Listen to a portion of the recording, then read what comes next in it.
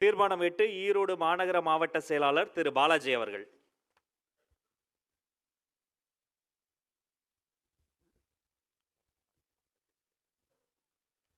தீர்மானம் 8 விசைத்தறி தொழிலாளர்கள் கோரிக்கையை முத்தரப்பு பேச்சுவார்த்தை மூலம் நிறைவேற்ற கோரி தீர்மானம்.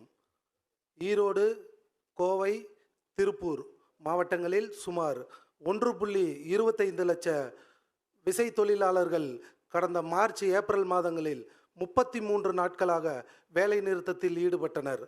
இந்த போராட்டத்திற்கு முன்னர் 2014ஆம் ஆண்டு நிர்ணயம் செய்யப்பட்ட ஊதியமே வழங்கப்பட்டு வந்துள்ளது.